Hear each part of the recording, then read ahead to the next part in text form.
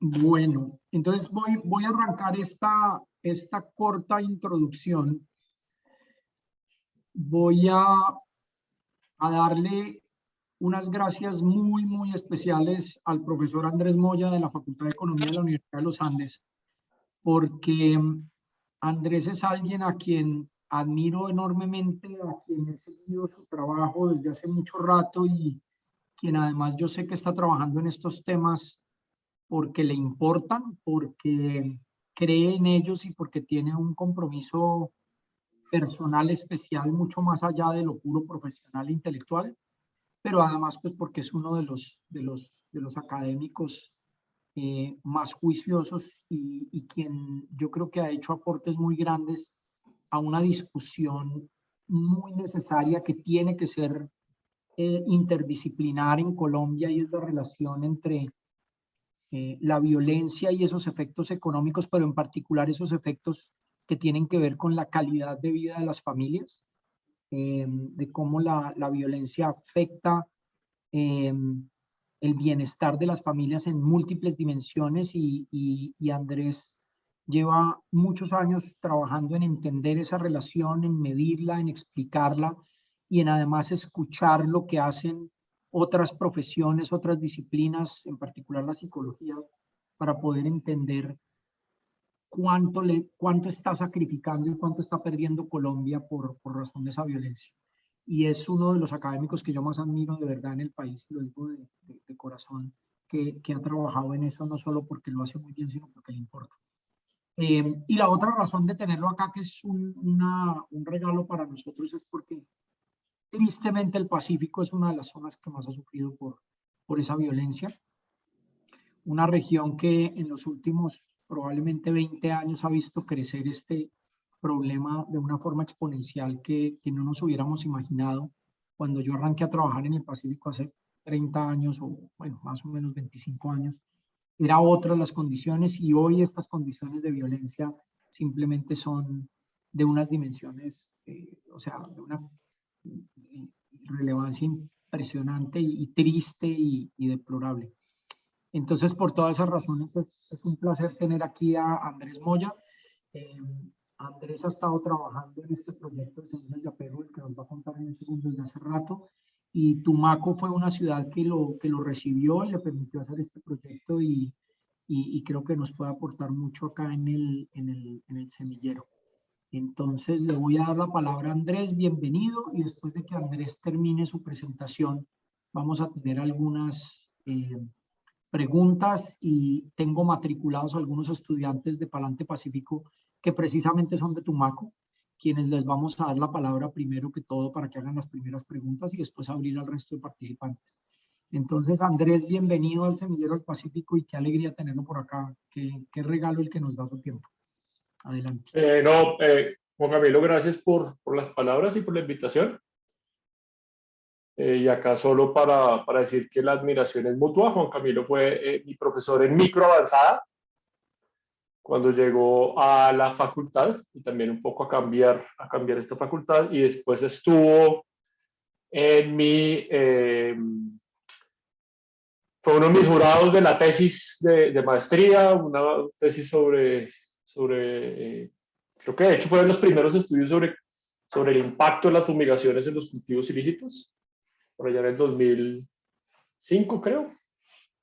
Y después me acuerdo cuando yo me fui a estudiar a Wisconsin, Juan Camilo lo invitaron a dar una charla, y me acuerdo que fuimos un día a un restaurante ahí en la calle principal de Madison, Wisconsin, una calle muy bonita, llena de restaurantes, y nos sentamos a hablar un poco, y hablando con Juan Camilo creo que también salieron muchas de estas preocupaciones y de estas motivaciones para empezar a entender los efectos de la violencia sobre el comportamiento, y creo que eso me abrió la puerta entonces un poco para el trabajo interdisciplinario. Entonces, pues estoy siempre muy en deuda con Juan Camilo, y pues gracias por la presentación y la invitación y las palabras. Lo que voy a hacer voy a hacer una presentación un poco rara, voy a combinar varias cosas. Lo primero que voy a tratar de centrarme en este proyecto de Semillas de Apego, que es un modelo de acompañamiento psicosocial comunitario Es un modelo que es dirigido por los mismos miembros de la comunidad, que tiene dos objetivos. Uno, proteger la salud mental maternal como un objetivo en sí mismo, pero también proteger el desarrollo infantil temprano en familias desplazadas, familias expuestas a la violencia, en comunidades en general expuestas a la violencia en Colombia. Y esto es un trabajo con un montón de gente, un montón de instituciones que nos han apoyado desde el 2013 en desarrollar este proyecto. Y acá particularmente Arturo Harker del Hospital de Gobierno, María José Torres, que fue una de las asistentes de investigación de este proyecto y ahora se convirtió en la coordinadora del proyecto, y dos psicólogas en la Universidad California de San Francisco, que la primera vez que les escribimos por allá en 2013, diciéndoles que éramos economistas y que queríamos trabajar con ellas, nos abrieron la puerta inmediatamente para construir este programa. Entonces, un poquito esto era un poco lo que estaba contando. Y lo que les voy a mostrar y lo que quiero centrarme es en la evaluación de impacto del programa, que la realizamos en Tumaco entre el 2018 y el 2020, y en donde la evaluación, de hecho, lo que demuestra es que hay impactos positivos en las tres dimensiones importantes del programa: la salud mental maternal, la calidad del vínculo afectivo, del apego entre la mamá o el cuidador principal y los niños y niñas en primera infancia, y ese desarrollo infantil temprano. Entonces, eso es un poquito a lo que voy a ir con esta presentación. Pero antes de eso, entonces, quiero también hablar sobre un poco el camino que me ha llevado a mí a llegar hasta acá. Porque ha sido un camino que, como mencionó Juan Camilo, pues hemos llegado a pensar en temas interdisciplinarios. Es raro un economista pronto trabajando, para algunos les puede parecer raro algún economista trabajando en temas de acompañamiento psicosocial. Entonces, quiero contarles un poquitico de dónde viene esto y qué es lo que nos ha motivado acá. Entonces, nosotros empezamos a trabajar en los temas de desplazados por acá en el 2003. Yo fui asistente de investigación de Ana María Ibáñez. Y en ese momento no era mucho el interés que había o el enfoque que había en el mundo sobre los migrantes forzados, ya sean refugiados, aquellos que tienen que emigrar a otro país, o ya sean desplazados internos. En este momento, y de pronto ustedes han oído, se está hablando de la crisis del desplazamiento.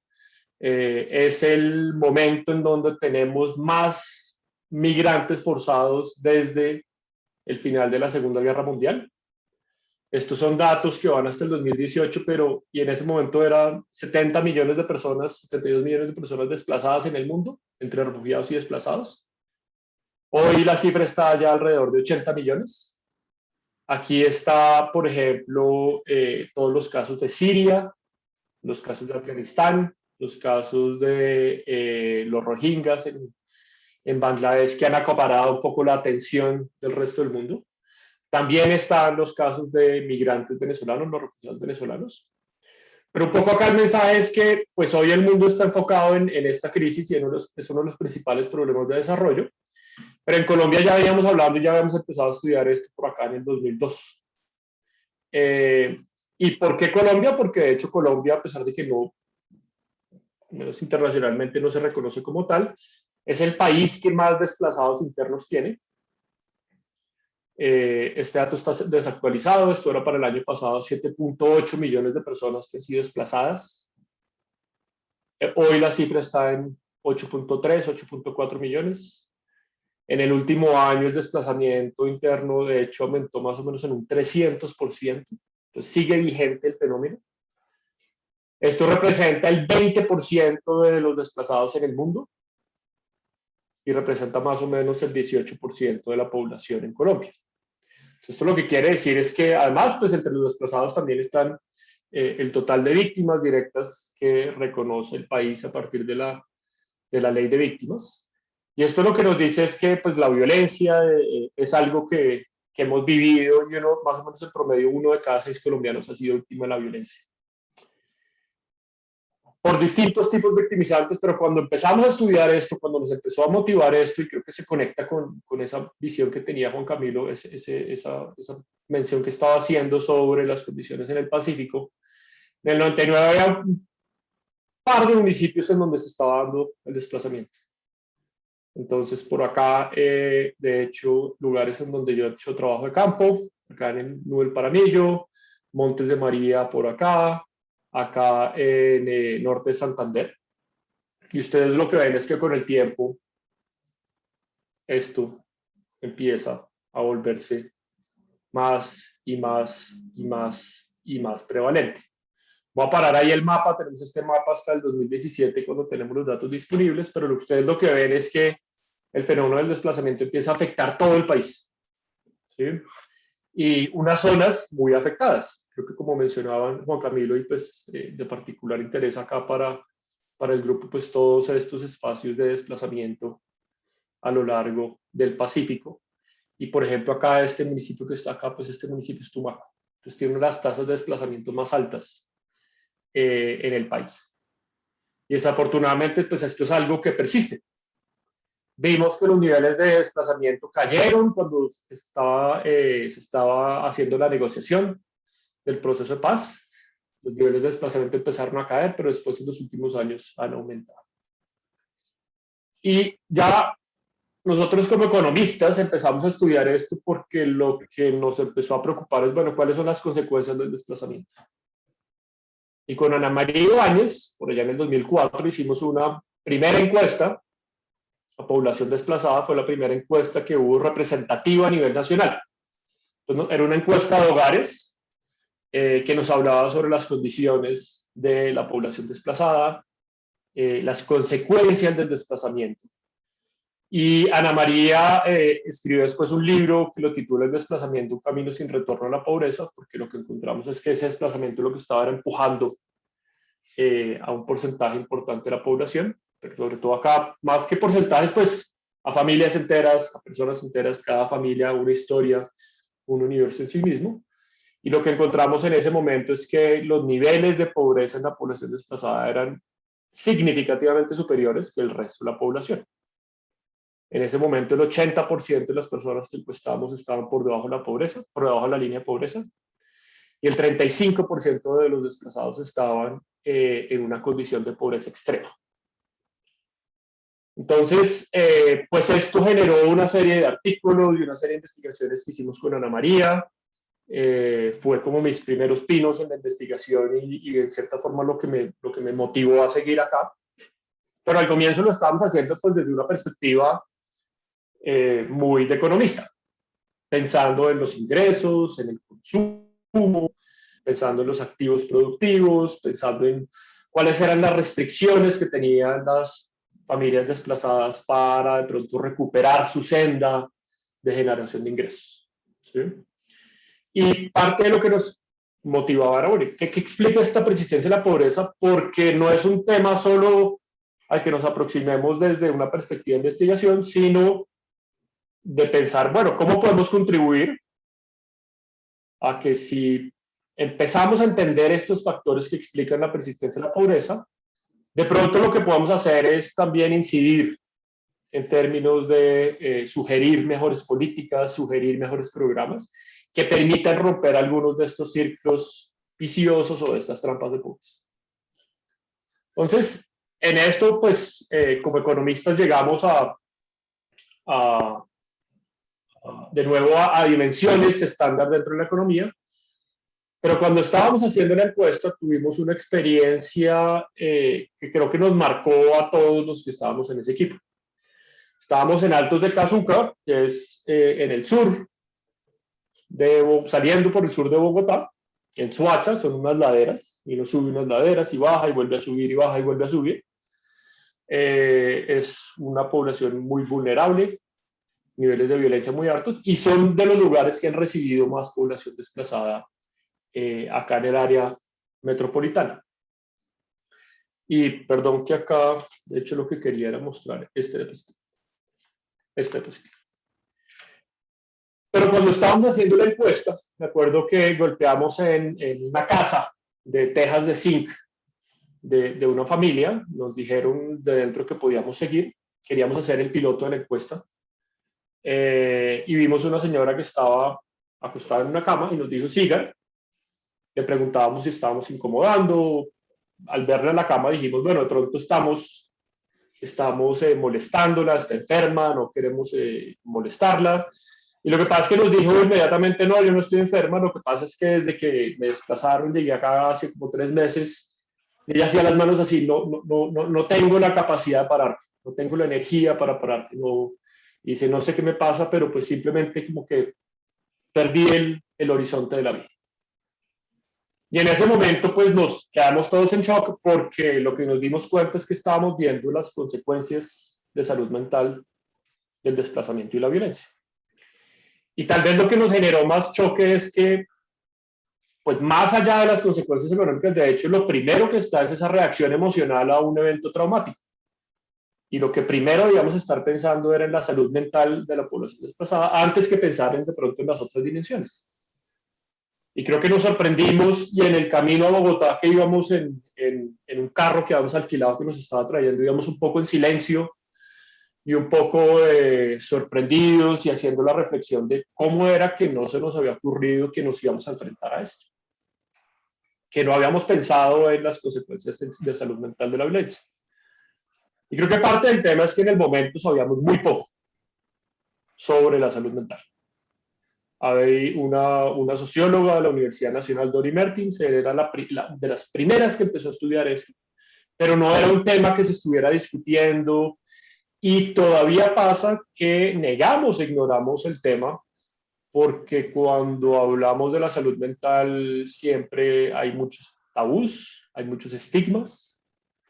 Si yo tengo, por ejemplo, un problema en una rodilla, pues todo el mundo lo ve, yo no tengo ningún problema en decir que tengo el problema en la rodilla. No tengo problema tampoco en pedir ayuda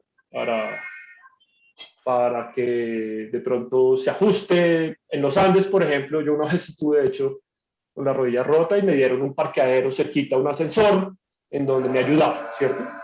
Pero cuando hablamos de salud mental es algo que no nos da pena, nos da vergüenza. Y lo miramos así en la sociedad.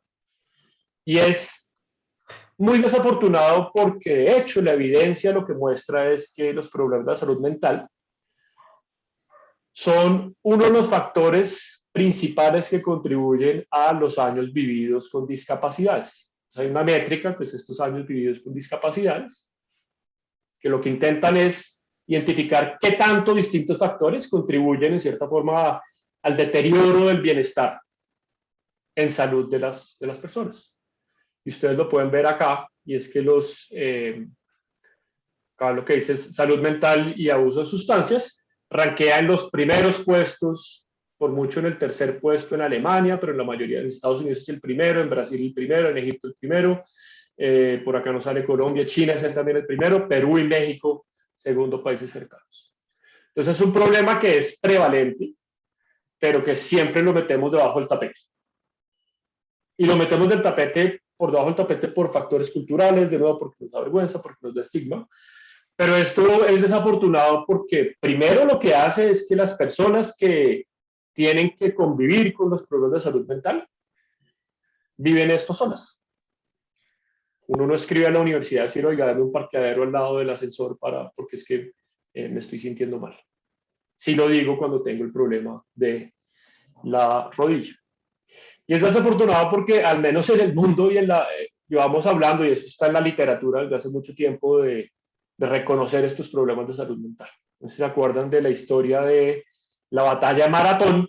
Pues el maratón tiene 40 kilómetros porque había una batalla por allá en los griegos y tenían que mandar un mensaje de un campo al otro campo y le dieron un papelito a una persona y corrió 40 kilómetros para entregar ese papelito. Por eso la carrera que moderna se llama maratón. Y hay una historia ahí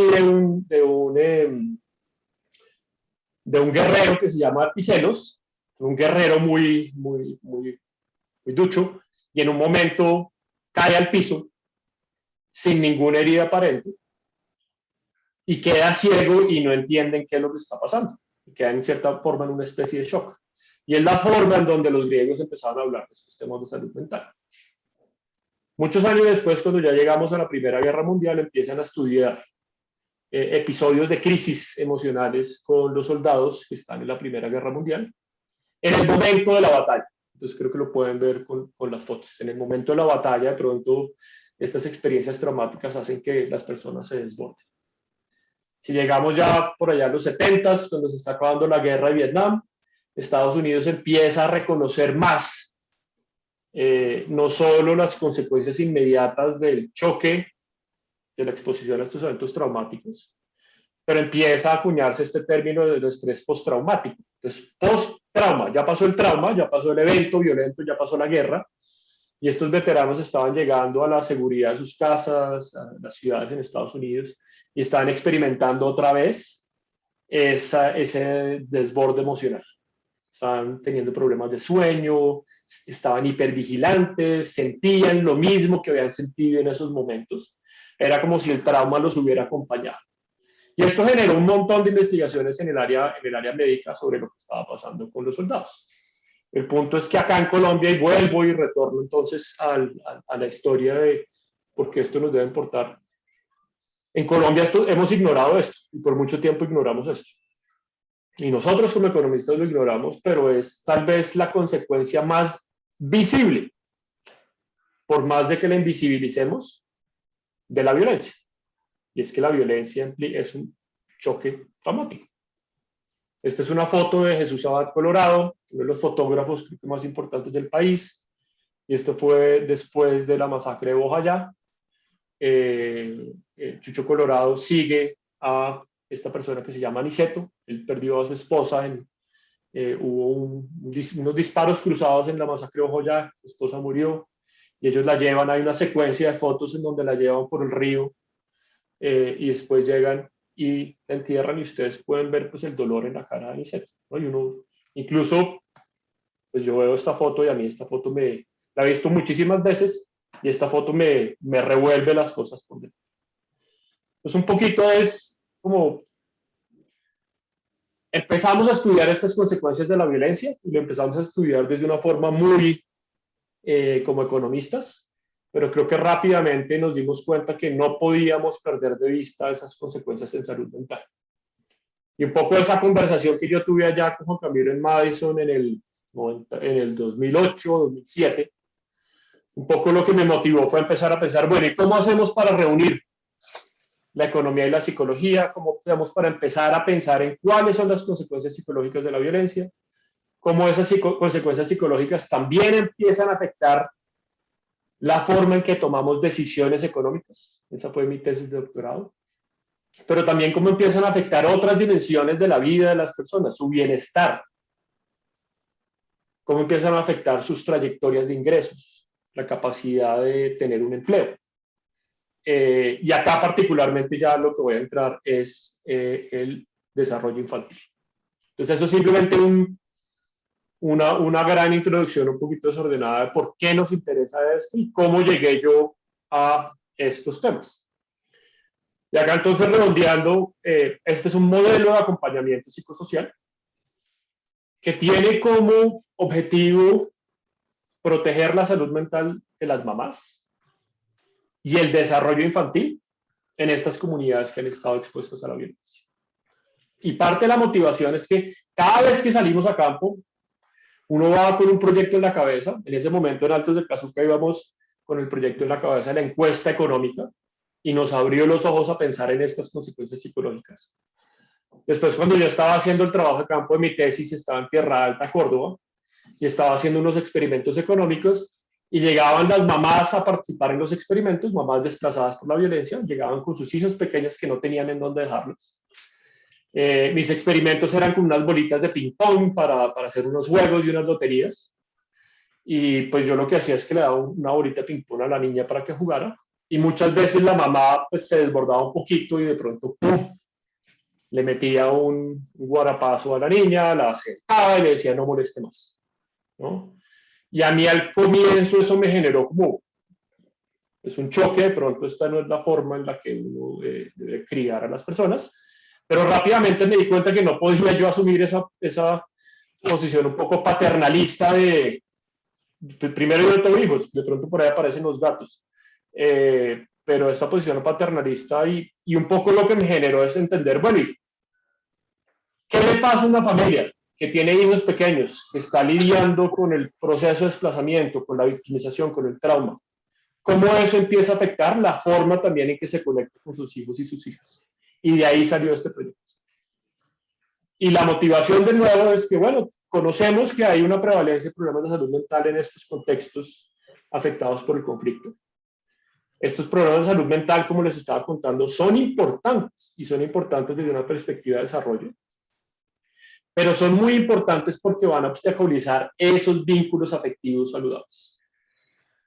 Y para la primera infancia, el proceso de desarrollo de la primera infancia, ya les voy a contar más sobre eso, ese vínculo afectivo en cierta forma es como la estructura en la cual empieza a ocurrir todo el desarrollo humano. La capacidad cerebral, la arquitectura cerebral, que son las conexiones neuronales, el desarrollo emocional, el desarrollo cognitivo. Entonces, ese andamiaje que se da sobre todo en la primera infancia, depende mucho de que haya una relación amorosa, un vínculo afectivo seguro y saludable con la mamá o con el cuidador principal. Entonces, lo que pasa en los contextos de alta violencia, desplazamiento, victimización, es que los niños y las niñas están expuestos a dos efectos. El efecto directo del estrés que genera la violencia, y que es mucho más severo entonces el efecto si ocurre en la primera infancia que, por ejemplo, si nos ocurre a nosotros. Pero el efecto indirecto a través de la erosión de las relaciones saludables entre las mamás y los hijos. Y eso un poco entonces fue lo que nos dijo, empezamos a investigar sobre este tema y dijimos, bueno, tenemos que hacer algo.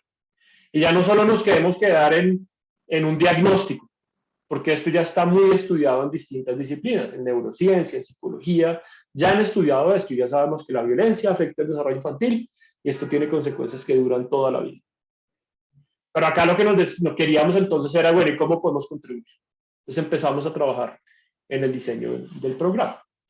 Y esto es solo para ilustrar mejor lo que les estaba contando. Esta grafiquita de acá, lo que les muestra es lo que se llama la sinapsis, que son las conexiones neuronales. Las neuronas son como unos arbolitos que tienen ramitas, y esos arbolitos se empiezan a conectar a través de esas ramitas. Son las conexiones neuronales. Y esto es en el momento en que nacemos, esto es a los 6 meses. Entonces es el momento, la primera infancia es el momento en donde esa arquitectura cerebral se está construyendo y es el momento en donde estas conexiones se están dando a una rapidez inimaginable. A nuestra edad todavía hay conexiones neuronales que se están dando, pero a un ritmo mucho más lento.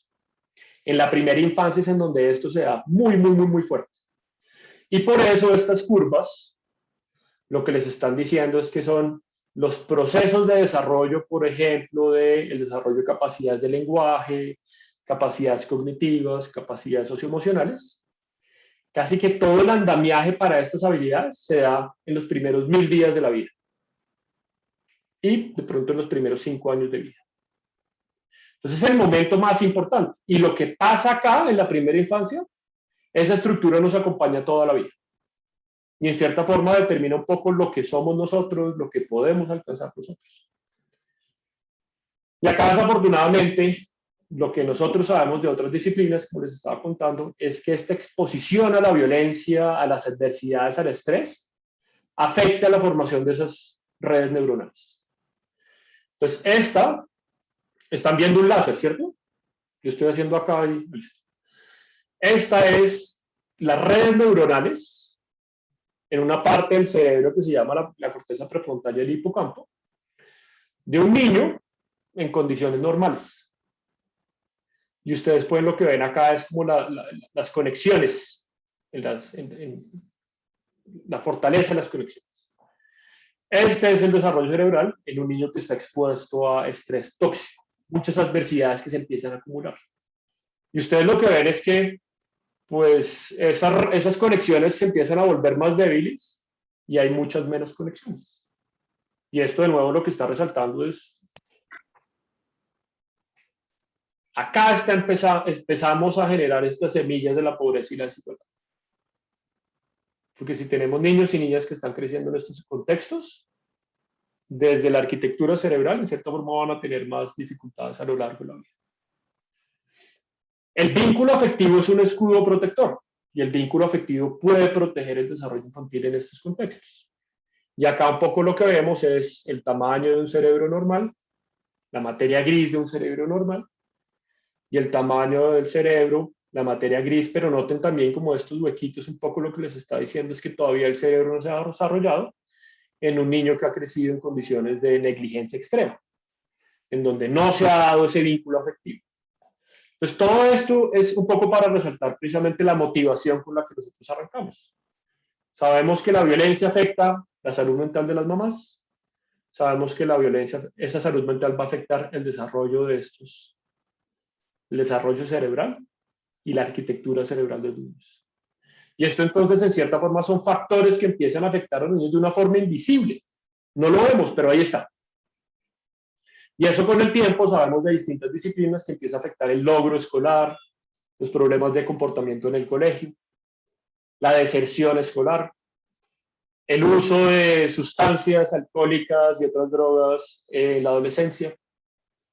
También afecta, está correlacionado con el embarazo adolescente, está correlacionado con la participación en actividades criminales, está correlacionado con el ingreso cuando tenemos 30, 40, 50 años, el empleo, está correlacionado con la salud más adelante en la vida. Entonces, de nuevo, es como una semilla en donde empieza a generarse esta persistencia de la pobreza y la desigualdad.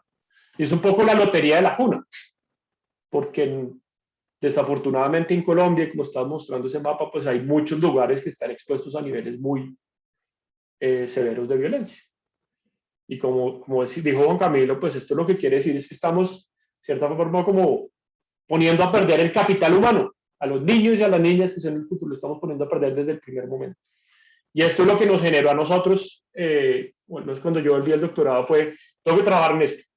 Y no me puedo quedar solo en el diagnóstico ya lo sabemos, tenemos que desarrollar un currículo. ¿Sí? Tenemos que desarrollar un programa para tratar de mitigar esto. Pues esto solo para resumir lo que quiere decir es que le estamos fallando a la primera infancia desde el inicio y más adelante estas brechas se van a empezar a aumentar. Y desafortunadamente en el mundo y en Colombia hay una brecha entre los recursos y los programas que hay de salud mental y las necesidades. En Colombia hay muchísimas necesidades, poquitos programas, poquitas personas formadas, poquitos recursos. Y eso pasa incluso en Bogotá, ni decir en los lugares más afectados por la violencia, en donde deberíamos tener muchos de estos recursos. Entonces, desarrollamos este programa, nos aliamos con la Universidad de California en San Francisco. Nosotros leímos en un libro que ellos tenían dos programas, una intervención clínica y una intervención comunitaria. Y lo que el programa hace, o en lo que se enfoca es en decir, vea, primero tenemos que trabajar en la salud mental de la mamá. La mamá está expuesta a la pobreza, a la exclusión y a la violencia. Si le pedimos a ella que al tiempo sea la mejor mamá y la mejor protectora de sus niños y niñas, en cierta forma estamos pidiéndole que tenga poderes sobrehumanos. Estas son capacidades que tienen todas las mamás y que tienen todos los cuidadores en general. Pero estas situaciones adversas desbordan esa capacidad emocional. Y es apenas normal que lo reconozcamos. Entonces, creo que el punto central del programa y el por qué el equipo de California San Francisco ha sido tan importante en desarrollar distintos programas en el mundo, es reconocer que primero tenemos que promover la salud mental maternal. Una vez podemos recuperar esa salud mental maternal, va a haber un espacio para que las mamás empiecen a conectarse mejor con sus niños y con sus niñas. Y al conectarse mejor, eso genera este escudo protector, y ese escudo protector entonces se va a traducir en un mejor desarrollo infantil, y ese desarrollo infantil entonces es esa arquitectura cerebral, esas habilidades que empiezan a pasar desde niños, que nos van a acompañar a lo largo de la vida. Y entonces, ¿cómo funciona el programa? Pues hay 15 semanas, se reúnen en grupos de 14 a 18 participantes. Y nosotros lo que formamos es trabajadoras sociales comunitarias, son miembros de la misma comunidad, porque reconocemos que en muchos de estos territorios no hay personal profesional, psicólogas especializadas en temas de salud mental. En Tumaco creo que hay una o dos, y no dan abasto. la Secretaría de Salud en Tumaco reconoce que no dan abasto. Entonces la idea acá es también trabajar con la comunidad para formar estas capacidades locales y que la misma comunidad pueda lograr abordar estos temas de salud mental en pro de la primera infancia. Y lo que hacemos es que tenemos un sistema de supervisión muy detallado que permite construir estas capacidades. Entonces, déjenme de pronto, esto es un poco más de detalles de lo que existe acá. Entonces, déjenme, esto nosotros empezamos en el 2013.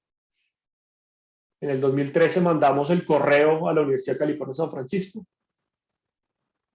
En el 2014 estuvimos como en conversaciones de pensar cómo íbamos a hacer este proyecto.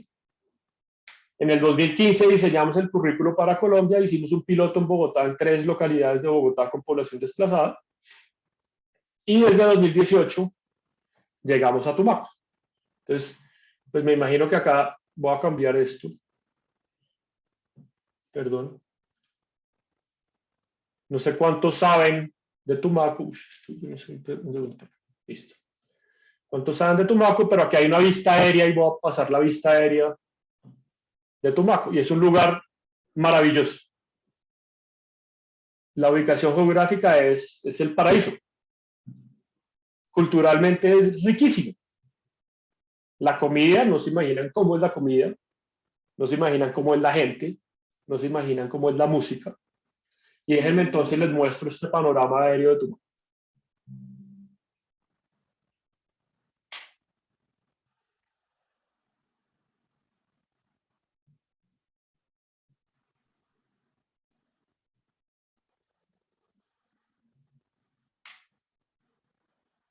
¿Quién tomó esas imágenes, Andrés? Eso es de un grupo de Facebook que se llama Tumaco, la perla del Pacífico. Qué belleza de tomas aéreas. Yo no lo había visto. Bellísimo. Entonces son 3 islas y la parte continental. Hay puentes, ese es ahí al lado de la playa del Morro.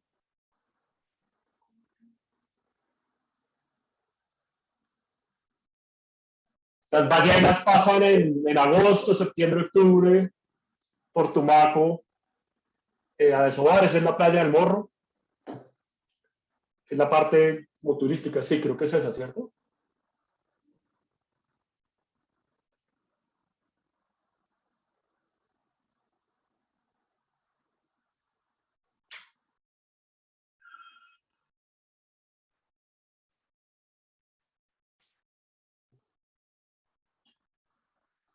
Cuando la marea baja uno puede caminar por acá.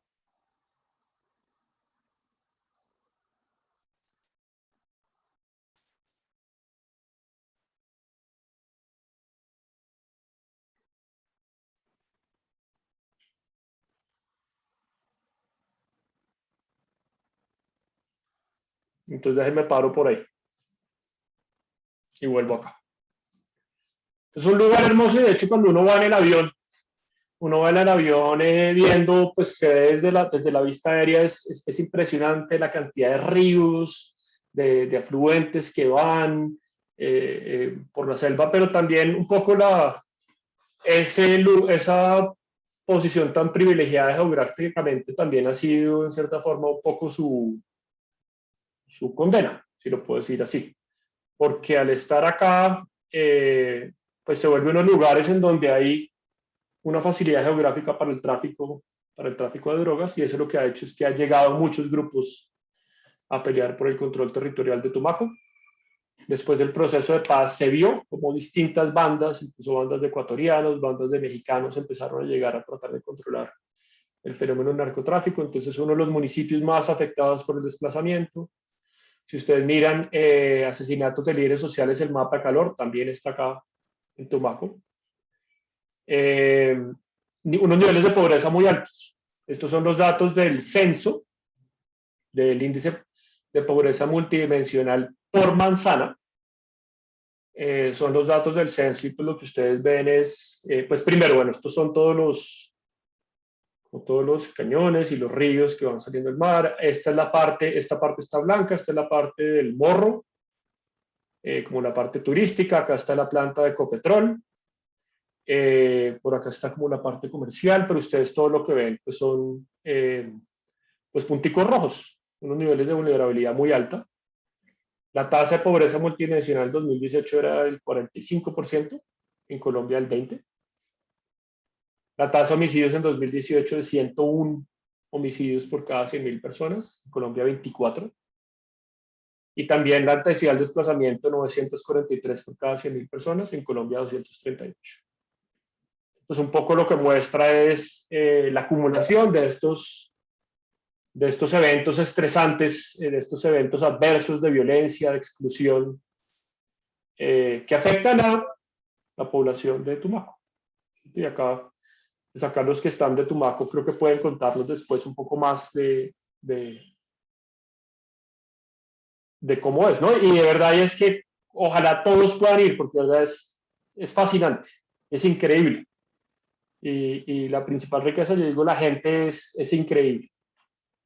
Y yo pues de hecho agradezco que a través de la fundación nos aliamos con un operador que en su momento era la Fundación Génesis, y la Fundación Génesis operaba, creo que esto está acá, estos punticos que ustedes ven ahí son centros de desarrollo infantil. Entonces son los centros de desarrollo infantil de la modalidad institucional del ICBF. Esto hizo parte de toda esta estrategia de 0 a siempre, de proteger la primera infancia.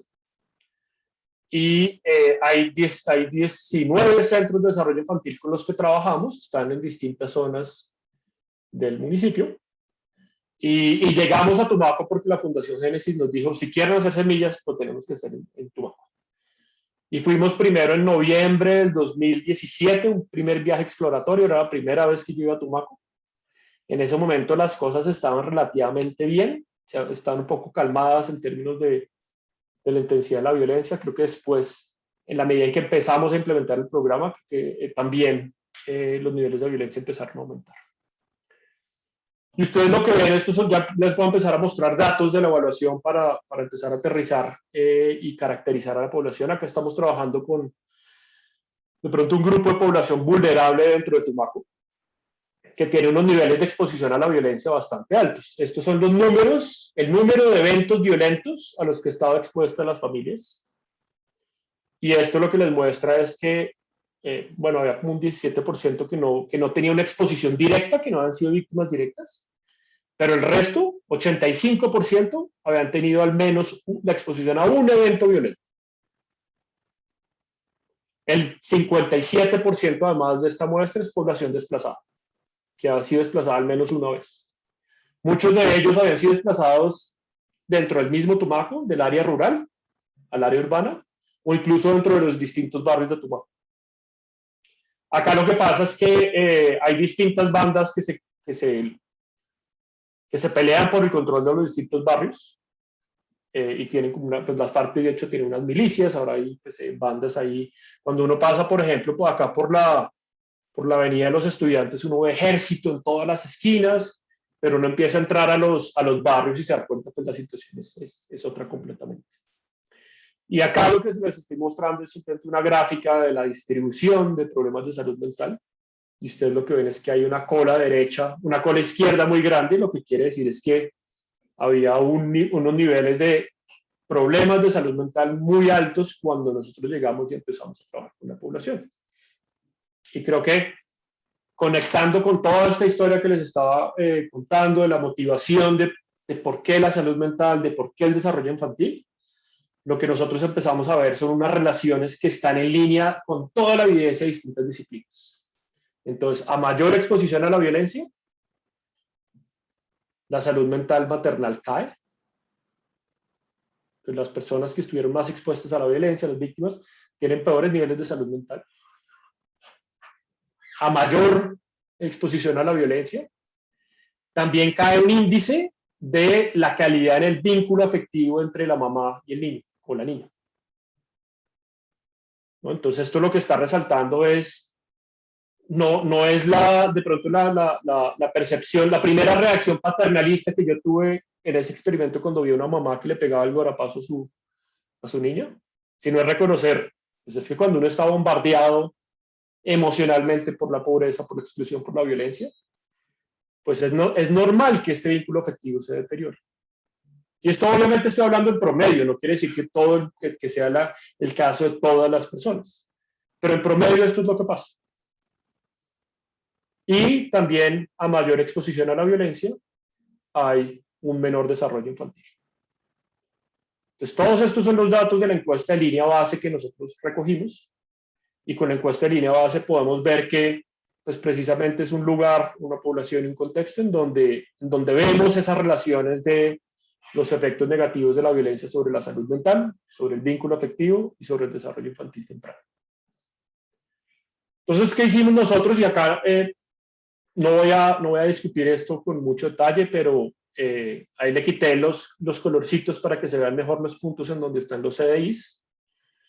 Y lo que hicimos es que en los CDIs pudimos invitar a las personas a participar en el programa, pero para poder evaluar el impacto del programa, hubo unos CDIs en donde ofrecimos el programa y otros CDIs en donde no ofrecimos el programa. Entonces, esto es un experimento controlado. Y ayer esta semana el premio Nobel se lo ganaron en cierta forma los papás de esta revolución empírica en economía. Y un poco lo que nos enseña es, bueno, pues para identificar el impacto del programa vamos a tener, pues, por ejemplo, estos dos centros acá. Había unas familias del centro de arriba en donde les ofrecíamos el programa, además de todos los servicios de los CDIs.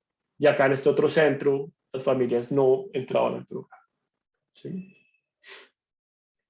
Y lo que hicimos acá, esta gráfica resume nuestro diseño. Entonces recogimos una encuesta de línea de base a lo largo de 4 semanas. Acá empezaba el programa y el programa duraba 15 semanas. Se reunían una vez a la semana por 2 horas y media a lo largo de 15 semanas. Al terminar el programa hicimos una primera medición, primer seguimiento para saber, bueno, ¿y qué estaba pasando con las familias en ese momento? ¿Será que las familias participantes estaban mejor o no que las que no habían tenido la oportunidad de ir a Semillas? Y después esperamos 8 meses, 32 semanas, e hicimos un nuevo recontacto para mirar si esos impactos persistían o se habían ido o qué pasó.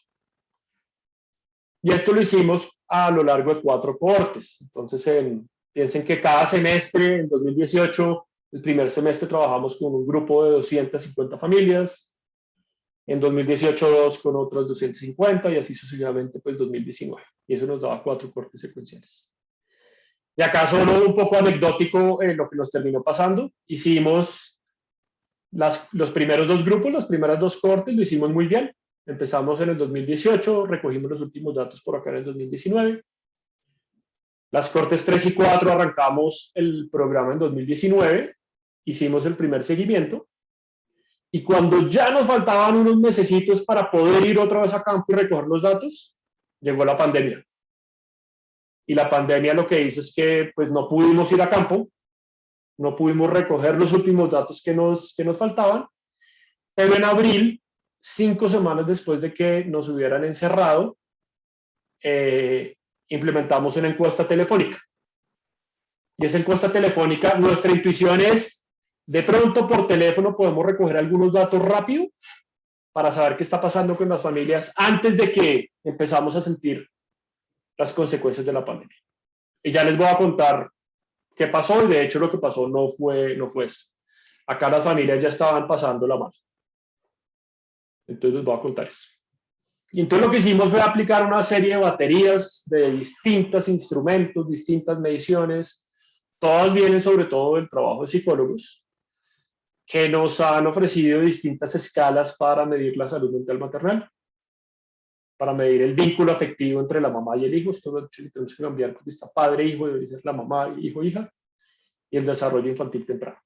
¿Sí? Entonces en desarrollo infantil temprano medimos antropométricas de talla y peso, unas escalas en donde la mamá nos reporta sobre, por ejemplo, problemas de comportamiento con los niños, pero también una batería de actividades en donde nos sentamos con los niños en los CDIs y hay unos juegos que están estructurados. Entonces, por ejemplo, un juego de palitos en donde les pedíamos que nos ayudaran a contar los palitos.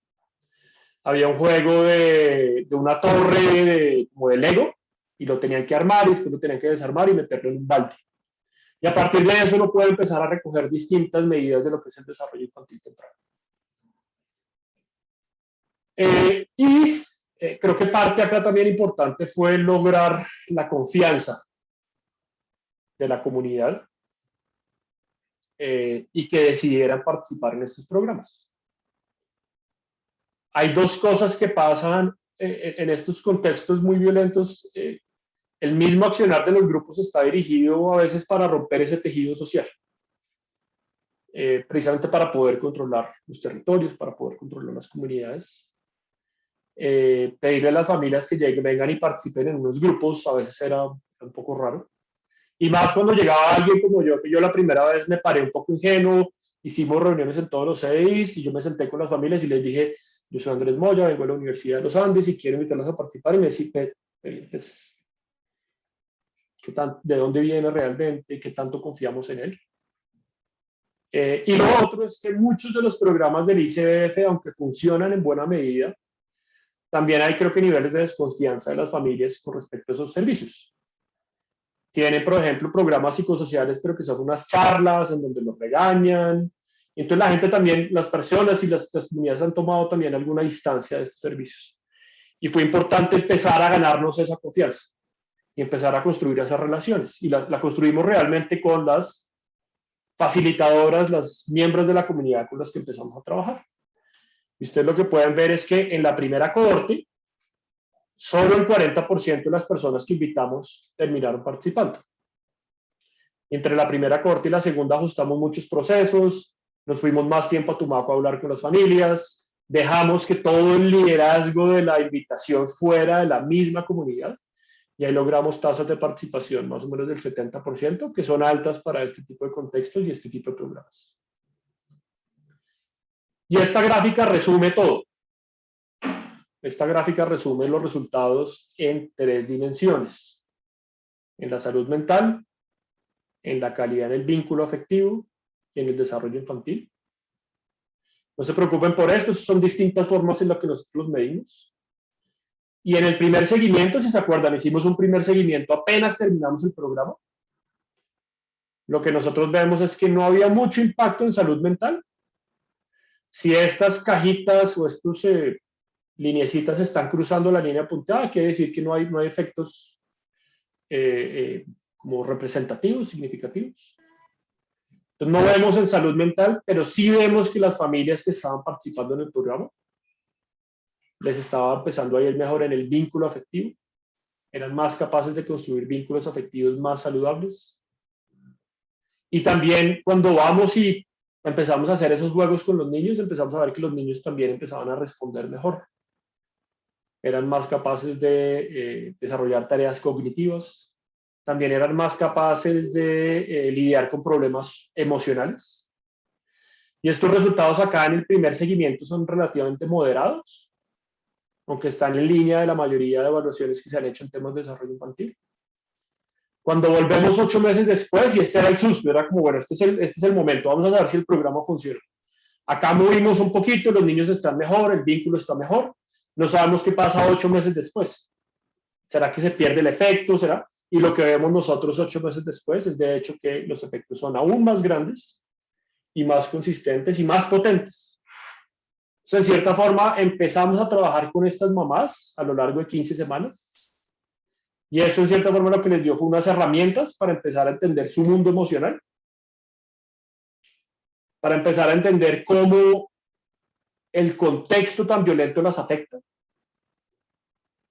Y a partir de esto, para abrir el espacio de trabajo con sus niños y con sus niñas, de empezar a jugar mejor.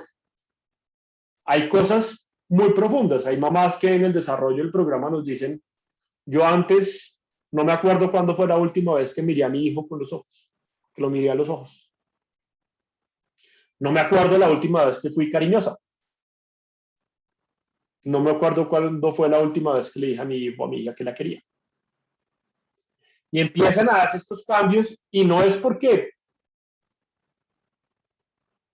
no es porque se deba a nosotros, esa es la capacidad natural de las mamás. Lo que nosotros hicimos fue sembrar una semillita para que se empezaran a generar esos cambios. Y son las mismas capacidades de las mamás las que explican estos resultados tan poderosos y tan bonitos acá. Y es curioso, muchas de las mamás terminan acá el programa y nos dicen, bueno, ¿y cuándo viene el segundo nivel? ¿Cuándo viene semilla de apego 2? Les decimos, no, pues no hay semilla de apego 2. Ya le toca a usted. Esta es la vida. Y ahí le toca a usted. Tiene algunas herramientas que le ayudamos a construir. Y muchos dicen, no, pero es que yo todavía no estoy lista, yo necesito otro año. Y llegaban a la siguiente corte a tratar de participar. Pero aún así lo que vemos es que es esa capacidad, empezamos a generar esa resiliencia en las mamás, empezamos a generar esa resiliencia en los vínculos afectivos. Y esto se traduce en que, a pesar del contexto tan vulnerable, tan violento, de tanta exclusión, estos niños empiezan a tener un mejor desarrollo infantil. Y hay una mejor calidad en el vínculo. Y hay una mejor salud mental de las mamás. ¿Sí? Entonces, ahora, ¿qué pasó? Si yo me vuelvo acá, si se acuerdan, yo les había dicho, bueno, hicimos una encuesta telefónica justo después de la pandemia, y yo pensaba ingenuamente que esta era la forma de salvar parte de la evaluación, que no estuviera como tan afectada por la pandemia. Y el problema es que acá ya vemos que los niveles de ansiedad se dispararon, los niveles de depresión se dispararon, y los niveles de estrés en la relación parental se dispararon. Y es normal. Yo no sé cuántos de ustedes se sintieron afectados durante la pandemia. Y en muchos de estos contextos, pues no había forma de aislarse, porque muchas de las familias en Tumaco dependen del día a día. Muchas de las mujeres, por ejemplo, que participan en el programa, arreglan la piangua y pelan el camarón y lo limpian cuando llegan los pescadores. Son trabajos informales, son trabajos altamente pues, vulnerables. Cuando se empezó a cerrar el comercio, las familias no tenían forma simplemente de aislarse, además son familias numerosas que viven en casas con pues muchas familias en casas modestas y pequeñas. Entonces, si a nosotros nos afectó la pandemia, en Tumaco creo que el impacto fue aún mayor. Y lo que vimos es que parte del progreso tan bonito que teníamos y que llevábamos se empezó a perder como consecuencia de la pandemia. Y creo que esto, ya para cerrar, nos deja pues unas lecciones grandes, y es, por supuesto, entonces uno, podemos, como economistas o como científicos sociales, pensar y diseñar e implementar programas que puedan mejorar el bienestar de las personas. Pero también tenemos que reconocer un poquito las condiciones más estructurales, que se llaman los determinantes sociales y económicos de la salud. Los contextos de vulnerabilidad tan altos. 5 semanas después de que empezara la pandemia, ya el 70% de las familias con las que estábamos trabajando estaban reportando problemas de inseguridad alimentaria. El 70%. Ya varios habían tenido que empezar a cortar el número de comidas que tenían en el día. El 50% había perdido su principal fuente de ingreso. Entonces creo que por más de que uno puede pensar en estos programas, pues también tenemos que pensar en estas condiciones estructurales que afectan a muchos municipios del país y también, y sobre todo, creo que con mucha fuerza a los países en el Pacífico colombiano. Y a veces se nos olvida, dentro de todos los efectos de la pandemia, lo que estaba pasando con todo el mundo, creo que a veces le quitamos el lente o la lupa a lo que estaba pasando en estos lugares, a lo que estaba pasando en Tumaco, por ejemplo. Porque sí, la pandemia fue difícil para todos, para todas, pero en estos lugares empezaron a acumular distintos factores de riesgo. En Tumaco, por ejemplo, la violencia de hecho aumentó. Ahí tenemos casos anecdóticos, no les voy a contar las historias, son un poco traumáticas, pero en donde los mismos grupos empezaron a controlar un poco la salud pública. No dejaban que las ambulancias que venían de área rural entraran a la parte urbana de Tumaco por el miedo a que vinieran nuevos casos y demás. Y usaban la violencia para usar esto. Entonces, creo que, por un lado, y solo para cerrar, estos resultados reflejan que es necesario, pero además es posible, desarrollar estos programas de acompañamiento psicológico en lugares en donde de pronto no hay las capacidades, que podemos empoderar a las mismas comunidades, que podemos empoderar a los mismos miembros de las comunidades para que sean agentes de cambio, apoyarlos, entrenarlos, supervisarlos para que puedan liderar estos programas. Pero creo que también lo que resalta es que pues el efecto de estos programas puede ser limitado si no estamos pensando en la estructura macro. Y si no estamos pensando, por ejemplo, en combinar programas de apoyo psicosocial con políticas de protección social como subsidios condicionados o no condicionados, o el ingreso básico universal, programas para fomentar el empleo, para fomentar ingresos sostenibles y demás.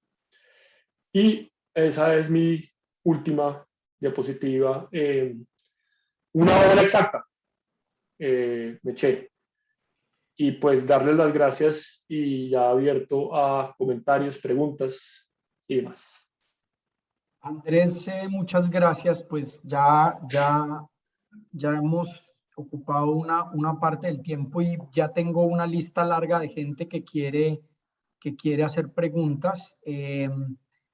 Voy a rápidamente arrancar con dos estudiantes de Palante Pacífico que precisamente son de Tumaco, Ángela Daniela Solarte y Angie Urresti, que van a hacer las primeras dos preguntas. Les voy a dar la palabra a ellas y después tengo a Neida que pidió la palabra y veo que está alzando la mano Julián, creo que había alzado la mano para preguntar, y María Parra y Julián tenían levantada la mano. Entonces vamos en ese orden.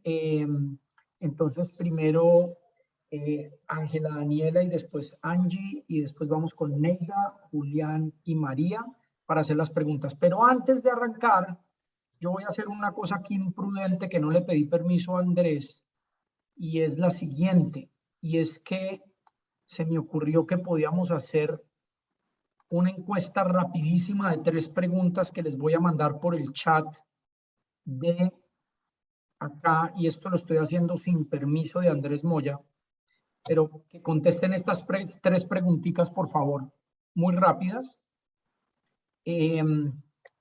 porque le voy a proponer a Andrés que hagamos esta pregunta aquí en el semillero y después hagamos esas preguntas con otros estudiantes de la Universidad de los Andes, de pronto de un curso suyo de los que está enseñando. Pero son 3 preguntitas muy rápidas que pueden ir contestando. Entonces, arranquemos con Ángela Daniela. Entonces, Ángela Daniela, adelante, si puede prender la cámara para saludar y presentarse y su pregunta. Hola, buenas noches a todos. Mi nombre es Ángela Daniela, yo soy de Tumaco, nací en Tumaco y toda mi vida he vivido en Tumaco, en la zona urbana. Nada, muy interesante todo lo que nos compartió Andrés. No tenía presente como pues, el proyecto Semillas de Apego, me pareció muy interesante, sobre todo porque usualmente acá en Tumaco sí hay como sesgos referente a la salud mental. Inclusive yo sí he tenido en cuenta como la salud mental, pero uno solamente lo enfoca como a los jóvenes, que quizás ellos son los que más propensos son a tener o a tener enfermedades que se relacionen, pero uno no piensa como en las madres o lo da por sentado. Son cosas que simplemente como pasan por desapercibido, pero son un problema y un problema real que afectan no solamente como a la mamá, como lo decía Andrés, sino al entorno en el que crecen los niños y cómo se desarrollarán posteriormente. Y pues una pregunta más que todo, que es relacionada con lo que dije en primer lugar, y es cómo llegaron a crear ese vínculo de confianza, obviamente a través de una persona que perteneciera a la comunidad, sino de hacer que las personas que participaron como en este proyecto verdaderamente creyeran y tomaran en serio la salud mental y no fuera como, ay no, eso son como bobadas que se inventa la gente, sino que verdaderamente lo tuvieran en serio. Súper, Ángela Daniela, gracias y qué chévere que estés allá y bueno, más adelante si nos vemos. Y todavía creo que hay mucho de Tumaco que no conozco. Siempre voy como con la cabeza de trabajo y no he conocido tanto y hay mucho por conocer. Entonces, eso fue, sí, yo a veces, y Juan Camilo le pasa que uno hace una pregunta a los estudiantes y todo el mundo se queda callado. Los primeros grupos que hice allá, los CDIs me reunieron con las familias y yo llegué y me presenté y todo el mundo me miraba como, este tipo quién es, quién cree que somos, a qué viene, yo estoy perdiendo el tiempo. Hacían así, miraban hacia arriba, creo que ni siquiera tenían el contacto, ¿no?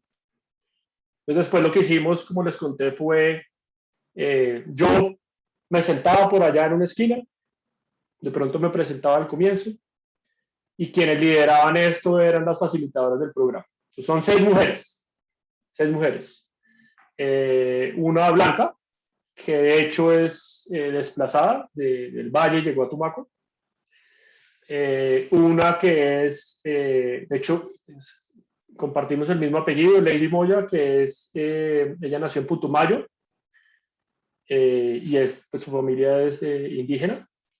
Y las otras cuatro mujeres afro de Tumaco, poderosas, que tenían ya experiencia en el trabajo comunitario y que ya algunas de las familias las conocían, y ellas le dieron la vuelta a la cosa.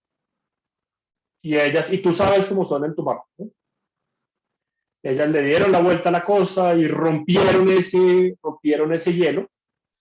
Y lo que hacíamos en las primeras, en esas sesiones como de información, era que ellas ponían a la gente a cerrar los ojos y a respirar. Y ese es un ejercicio de una especie de meditación. Y para muchas personas empezaban a sentir raras cuando empezaban a respirar, les generaba curiosidad. Y después lo que se hacía es que se invitaba a los grupos, y en los grupos pues ellas ya lideraban todo y empezaban a derrumbar esas barreras. Otra de las cosas que se hace, y es de hecho la primera sesión, es que se empiezan a hacer conexiones sociales.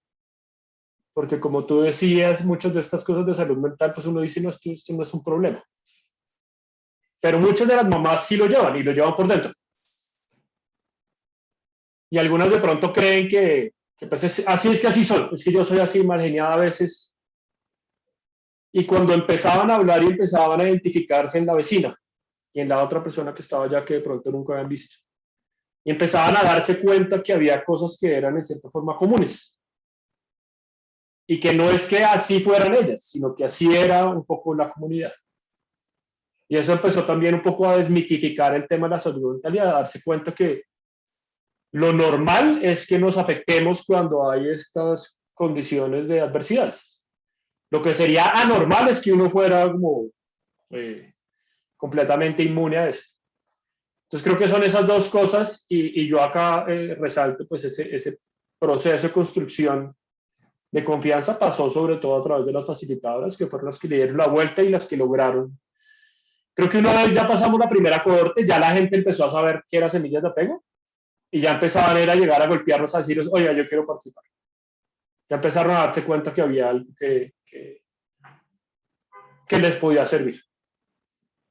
Gracias por la pregunta, Lara. Muy interesante. Otra preguntita. En algún momento, pues obviamente con el apoyo de las entidades, ¿consideraron extenderlo como hacia las zonas rurales de Tumaco? Por ejemplo, no sé, veredas como La Araba, en donde se ve mucho más afectado que en la zona urbana. Sí, entonces de hecho hubo desde el comienzo, hay unos CDIs que de hecho están en zona rural, y nos habían abierto la puerta, pero rápidamente las mismas entidades, la misma organización con la que trabajamos, nos la cerró por temas de seguridad, porque teníamos que estar mandando el equipo. Pero pues es uno de los sueños que en la medida en que las cosas mejoren, de pronto podamos llegar también a construir estas capacidades en zona rural. Oh, súper chévere. Gracias, Súper, Ángela gracias. Daniela. Ángela Daniela está en Derecho, ¿cierto? Imagínense los temas, las implicaciones de todo esto para los temas de Derecho. Angie tiene la palabra, pregunta rápidamente, y después voy con Julián y con María, después con Neida, Julián y María, y yo creo que ahí vamos a tener que cerrar. No se les olvide la encuesta, ya contestaron 13 personas, pero veo aquí que están conectadas 22, o sea que todavía nos faltan algunas, y les voy a mostrar los resultados al final, que hay cosas bien interesantes. Angie. Hola, mi nombre es Angie Resti, pues soy de Tumaco, pero pues a diferencia de Ángela, vivo en la zona rural. Y de verdad me pareció un programa pues maravilloso, nunca lo había escuchado, como que no sabía de él. Y la verdad como que de la desconfianza que hablaban de las madres, o sea, me parece que eso se ve mucho por acá porque mi mamá es madre comunitaria y tiene un hogar como, pues, un hogar en mi casa, pues en la casa de nosotros y los niños, digamos, este año pues ya retomaron después de pandemia y todo, y todos eran nuevos. Y al principio, bueno, y aunque son 10, van 6, 7, y eso que, digamos, viven al frente o viven más allá, no sé, viven como relativamente cerca, pero algunas mamás no los dejan, o sea, no los mandan. Y, o sea, digamos,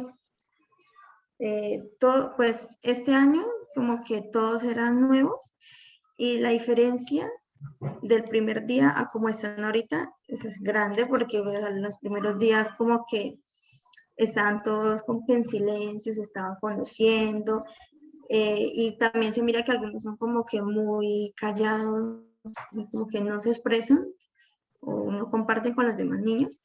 Y ahora, o sea, tipo 10 de la mañana, como que no se despiertan y escuchan los gritos y juegan de aquí para allá y de todo. Entonces me parece que esos programas son muy buenos porque primero pues le ayudan a los niños como que en la parte de la motricidad y de todo eso y pues es como les beneficia bastante. Bueno, o sea, de acuerdo a la pandemia, o sea, que en la zona rural también nos, o sea, como que no nos dio tan duro como en la zona urbana, pues para mi parecer, porque pues acá como que es una vereda, como no estábamos usando tapabocas constantemente, pero el transporte pues sí se vio afectado porque no podíamos ir a Tumaco, ni siquiera a Llorente, que es como la parte más cerca, porque no dejaban. Y pues de Tumaco siempre suben como que a vender así mariscos y ciertas cosas, y pues tampoco se miraba nada. Incluso como que las personas dejaron de, cuando ya empezaron a subir, dejaron de comprar porque decían que eso los podía contagiar de COVID. Yo no sé dónde sacaron eso, pero ya, como que no coman pescado porque en Tumaco había pues mucho COVID que se podían contagiar y todo eso. Y pues fue algo pues bastante complicado. Pero pues ahora ya se ha mejorado bastante.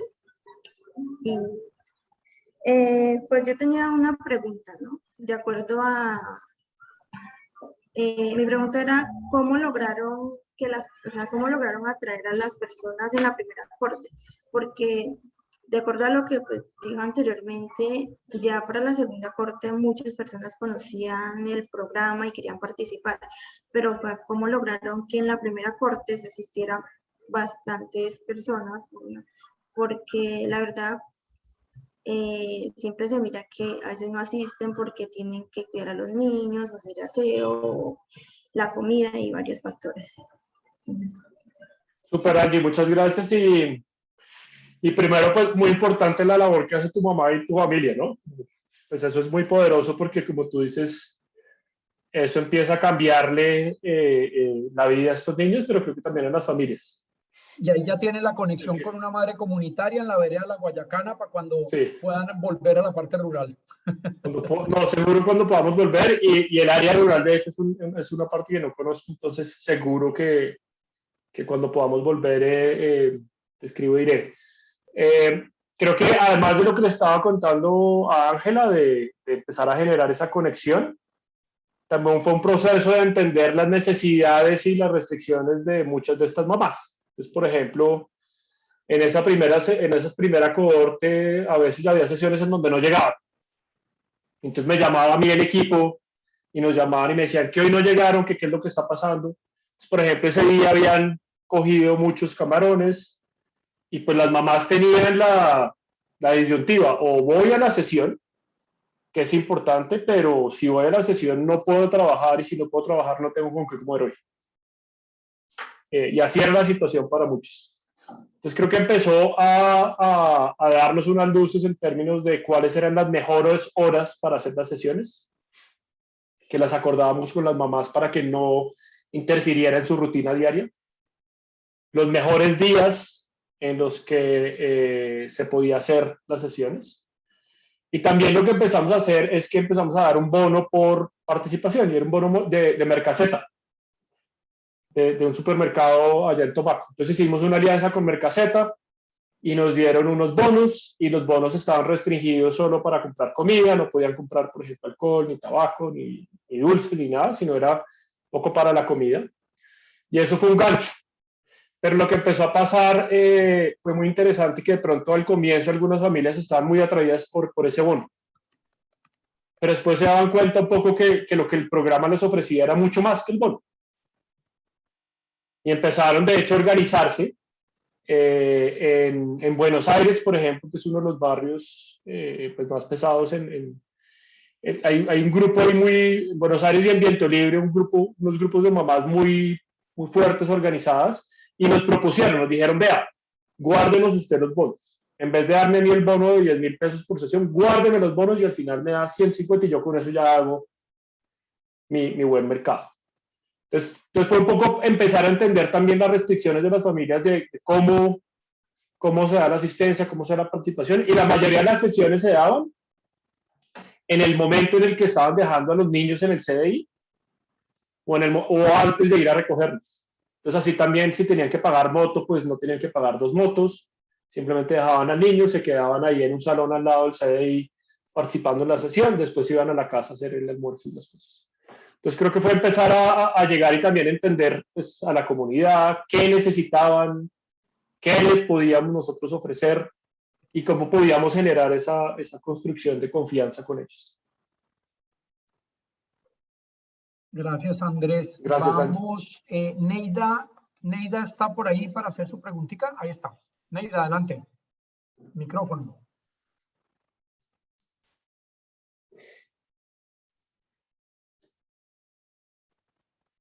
No estamos oyendo, Neida. Neida, micrófono. Ahí ya. Ya, gracias.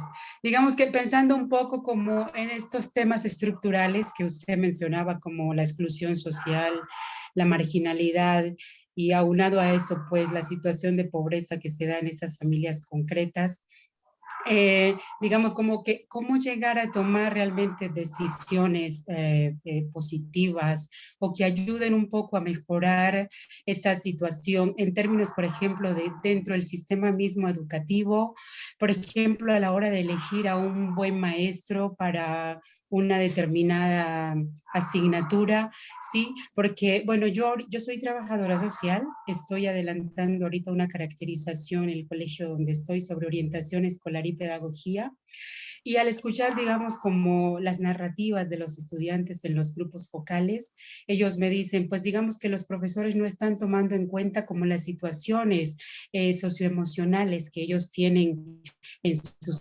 casas, ¿no? En este tiempo, sobre todo de pandemia, donde ellos están saturados por las guías y por tantas situaciones también de exclusión, de que sus papás no cuentan con el salario permanente. Entonces, yo sí veo, digamos, como allí delicada la situación de la salud mental con los estudiantes, pues porque a veces los maestros están muy mal dispuestos, ¿no? Como para ayudar también un poco al estudiante a sobrellevar, a ser más resilientes, digamos, como con su situación y cómo poder desde ella responder a sus procesos académicos. Esa es, digamos, cómo poder llevar estas reflexiones, sería la pregunta, ¿no? Al contexto escolar. Y la otra cosa que usted nombraba ahí, lo de la negligencia, ¿no? Es decir, ¿usted a qué se refiere exactamente cuando menciona lo de la negligencia? Listo, gracias, Neida. De pronto arranco por la segunda pregunta. Esa negligencia es una medida extrema de un vínculo afectivo que se rompió. Por ejemplo, en Colombia, de hecho, cuando hablamos de apego, muchas veces la gente dice, es que es un niño apegado, es un niño que no se separa de las faldas de la mamá, que es inseguro, que es miedoso. Ese es un apego inseguro. Cuando hay negligencia es cuando se rompió ese vínculo y el niño no logra tener como referente en su proceso de desarrollo a su mamá, que es o a su cuidadora principal. Entonces es como, en esas medidas es como el nivel más extremo en donde se perdió esa capacidad de vínculo afectivo emocional, y por eso pues ahí se veía en la imagen del cerebro como unas consecuencias tan severas. Sobre el primer punto, creo que estoy de acuerdo y creo que hay muchas dimensiones en donde empezar a conocer estos contextos nos puede ayudar a nosotros a visibilizar lo que pasa. Creo que muchos de los territorios del Pacífico son olvidados, y acá en Bogotá y en el centro no sabemos qué pasa. Creo que empezar a recoger estos datos, la caracterización que, por ejemplo, estaba recogiendo Neida, importante empezar a traer esas voces, las voces del Pacífico, las voces de Tumaco, las voces de Buenaventura, de Quito. Lo primero. Lo segundo es el tema de los profesores, y creo que hay pues, condiciones estructurales, uno de formación, pero otro también de remuneración y la capacidad de tener una trayectoria profesional, por ejemplo, en el sector de educación pública.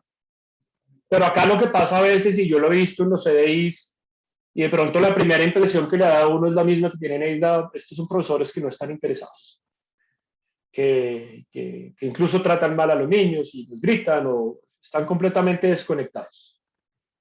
Pero creo que uno empieza a ver, pues, esta misma historia de lo que pasa en las familias también pasa en los colegios y en los centros de desarrollo infantil, porque estas, por ejemplo, las profesoras en muchos de estos CDIs, pues no solo son profesoras, también son mamás. Y también tienen sus niños y sus niñas. Y también son miembros de la comunidad. Y también viven en contextos de exclusión y de pobreza y muchas veces de violencia. Nos pasó varias veces que estábamos ahí en el CDI haciendo las medidas, y de pronto una vez en Viento Libre arrancó una balacera ahí, y uno ve la cara de las profesores, pues es traumático, es estresante. Y creo que a veces dentro del sistema de educación pública no nos paramos a pensar también en las necesidades emocionales de estas profesoras y los profesores. Entonces creo que algo que de hecho empezó a pasar orgánicamente en Tumaco es que las mismas profesoras, cuando nos veían invitando a las familias a participar, decían, profe, yo quiero participar, porque es que yo también lo necesito, y es que yo también necesito ser mejor mamá para mi hijo, pero yo también necesito ser mejor profesora y mamá para todos los niños que tenemos. Entonces creo que es también reconocer, pues, que hacen una labor impresionante y titánica en estos contextos vulnerables, y que podemos empezar a conectar programas también de acompañamiento socioemocional con las profesoras. Y es una idea que tenemos ahí de si podemos empezar a crecer el programa, que pues las profesoras también empiecen a participar. Y yo creo que eso va a hacer que estén mejores con ellas mismas, que puedan procesar también sus miedos y sus fuentes de estrés, que se conecten mejor con sus niños y niñas, pero también con los niños que están ahí en los centros. Creo que sería, si hay una recomendación puntual que yo haría, sería esa. Gracias, Andrés, y gracias, Neida. Y la última pregunta se la vamos a dar a Julián. Creo que María pues, se tuvo que ir o bajó la mano. Entonces, Julián, adelante. Perfecto, Juan Camilo, muchas gracias. Y Andrés, mil gracias, muy interesante. Como que escuchar este tipo de cosas, a mí por lo menos como que me vuelven cierto tipo de esperanza, como en ciertas cosas que a veces hacemos o bueno, que no escucho, pues como dentro de estos contextos. Yo no quiero hacer como tal una pregunta, de golpe un comentario, y bueno, sí una pregunta práctica, y es que ante todo me parece pues que si bien esta es una discusión muy vigente, como que me lleva directamente a pensar, por ejemplo, en cómo está afectando toda la situación que están viviendo, por ejemplo, los niños que están en el Parque Nacional desde el 30 de septiembre de comunidades indígenas. Y bueno, como que esto me da muchas luces para pensar este tipo de problemas. Y lo segundo es que me gustaría preguntarle, yo estuve buscando un poco sobre pues, este trabajo que han adelantado. Obviamente he visto como que hay pues unos documentos más científicos y otros más como explicando muy grandes rasgos el programa, pero específicamente para una clase que quiero dar, quería preguntarle si hay algún documento más intermedio que tenga como algunas gráficas, algo así como lo que nos mostró en los slides, como un documento pues técnico, pero que no sea como tal un paper o algo por el estilo. Sí, Julián, gracias. Entonces, sí, ahí creo que estamos en moda de generar ese como documento más intermedio. Y nos lo han pedido también varios. Ahora pues estamos pidiendo plata. Entonces, Les cuento, después de la evaluación de impacto que hicimos en Tumaco, recibimos plata del BID para hacer el programa ahora en 5 municipios. Entonces vamos a estar, seguimos en Tumaco, seguimos operando en Tumaco, vamos a estar en Santander de Quilichao, vamos a estar en Jamundí, vamos a estar en Barranquilla y vamos a estar en Soledad, Barranquilla y Soledad Atlántico. Y acá un poco lo que estamos viendo es, bueno, ¿qué pasa cuando empezamos ya a llevar este programa a distintos contextos, distintas características, distintas poblaciones? ¿Será que funciona igual? Y lo que vamos a hacer es que le vamos a entregar el programa a una organización que trabaja en temas de salud mental que se llama Heartland Alliance. Tiene programas, de hecho, en Tumaco, tiene programas en Quibdó, hay un programa que se llama Pasos, hay otro programa que se llama Acoplarte o Acople. Y entonces la idea es ahora mirar, bueno, ¿cómo funciona esto cuando ya no estoy yo allá con mis neuras supervisando todo y siguiendo las listas y mirando absolutamente todo? Y dentro de todo eso, pues lo que nos damos cuenta es que nos falta generar muchos más de estos contenidos un poco intermedios. Estamos en proceso de armar una página de internet. Estamos en proceso de aterrizar algunas de estas cosas. No sé, yo le puedo mandar la presentación, algunas de las cosas de la presentación. No quiero compartirla tanto porque no hemos escrito todavía. Estamos empezando a escribir el artículo de evaluación de impacto. Y pues no sabemos todavía las revistas a donde lo vamos a enviar. Entonces hay muchas cosas en donde no lo podemos compartir como tan abiertamente. Pero si quiere, escríbame a Julián y pensamos qué cosas de pronto le podemos compartir para su clase, ¿sí? Y lo otro es, sin duda, creo que viendo lo que está pasando en el Parque Nacional, viendo lo que está pasando con los niños migrantes venezolanos, viendo lo que está pasando con la pandemia, en donde muchos de estos servicios todavía no han abierto. Entonces alguien nos estaba contando que pues ya volvieron los niños, pero hay muchos lugares en donde los CDI siguen cerrados. Entonces creo que simplemente pues hay de nuevo muchas necesidades y mucho espacio para contribuir y para trabajar en estos temas. Sí, no, completamente de acuerdo, Andrés, y muchísimas gracias. Yo le pego el email. De pronto, de eso que acaba de decir, resaltaría es que interesante también como transformar esto discursivamente en que se vuelva un argumento para generar empatía, ¿no? Un poquito más de empatía, porque es que no se trata, de nuevo, como quitarnos que si es venezolano, que si es de tal comunidad, que si es indígena, o sea, la gente es gente, los niños son niños, tienen las mismas necesidades, ¿no? Entonces, no, Total. muchísimas gracias. Yo ahí le pego un email y después charlamos. Dale, Julián, muchas gracias. Y este tema de la empatía es muy importante porque además, de nuevo, muchas de estas cosas no se ven, ¿no? No se ven, pues, o sea, tiene uno que hacer un estudio para medir el desempeño en una tarea, para empezar a darse cuenta del desarrollo cognitivo. No se ve, está ahí al nivel genético y al nivel de lo que está pasando con la arquitectura cerebral. Pero incluso cuando vamos creciendo, muchas veces vemos comportamientos que pensamos, no sé, son antisociales. Pero lo que no sabemos es, pues, qué llevó a esa persona ahí. ¿Qué llevó? Y perdón, pero es que es muy fuerte lo que pasó en Tibú. ¿Qué llevó a estos niños venezolanos a robar? ¿Y qué fue lo que pasó ahí? Y hay gente que, pues, desde la comodidad dice,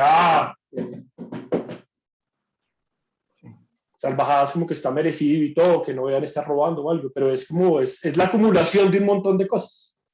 Y de nuevo son esas semillas como más profundas de lo que es la pobreza, la desigualdad, la violencia, que no nos damos cuenta y que uno puede entender que todo esto a mí, pues yo digo, escucha, si yo hubiera nacido en otro contexto, pues yo no estaría acá dando esta charla.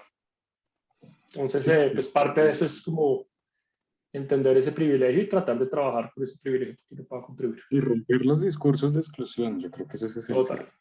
Total. Gracias, Total, Julián, gracias. y gracias, Andrés. María, creo que se fue ya, se tuvo que desconectar ya. Yo creo que ya tenemos que ir cerrando porque nos alargamos un montón, pero es que nos encarretamos con esto. Les voy a mostrar rápido las respuestas de las 3 preguntitas y yo se las voy a mandar a Andrés y le voy a proponer que miremos después si le gustaría hacer esto con estudiantes del resto de sus clases en los Andes. Entonces déjenme, voy a tratar aquí de compartirles los resultados porque Pues aquí están rápidamente, contestó gente que creció, hizo su escuela en varios lugares. En Bogotá hay 4 personas, pero el resto son de Ismina, La Tola, Medellín, Montería, Pereira, Quibdó, Tadó, Tumaco. Aquí hay varias personas de Tumaco, Chía. Y si miramos esta pregunta de durante sus años de colegio escuela, vio de primera mano en su familia o vecinos que se diera un castigo físico a algún niño o niña en los primeros años. Nunca lo vi, solamente una persona, de 22 respuestas. Al menos una vez a la semana, la tercera parte. Al menos una vez al mes, otro 22%. Al menos una vez cada 3 meses, otro 5 o 6%. De pronto 1 o 2 veces al año, pero más de la mitad lo vio por lo menos mensual o semanalmente. Ese castigo físico a los niños. Y si conocieron de primera mano personas, familiares o vecinos que fueron afectados directamente por la violencia, el 38% dijo que no, pero todo el resto el otro 60%, 61%, conoció 5 personas o más, el 38%, 3 o 4 personas, el 16%, y una persona más, el 5 o 6%. Y esa es esa exposición a la violencia y esa exposición a la violencia de niños y de adultos que va construyendo una cultura de violencia que es de lo que está hablando Andrés. Yo le mando los datos a Andrés y después usted mira a ver si juega con eso. Simplemente se me ocurrió hacer eso muy rápidamente porque usted estaba planteando un tema que no puede ser ajeno a un país como el de nosotros, y su conversación con el resto de personas que estuvo aquí haciendo comentarios y preguntas creo que le dan pie para eso. Bueno, yo creo que cerremos ahí porque se nos alargó la noche, y quiero primero darle un aplauso a Andrés, virtual y sonoro, por dedicarnos su tiempo y regalarnos este rato para contarnos de ese proyecto. Y creo que para el semillero es de una riqueza impresionante, y subiremos este video en algún momento a la página del Semillero del Pacífico.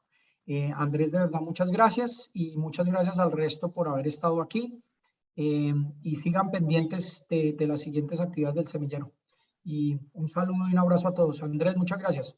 Súper, gracias. Gracias, y Ángela y Angie, cuando vaya a Tumaco les aviso y Bueno. me llevan a conocer otros sitios muy buenos. Chao, muchas gracias.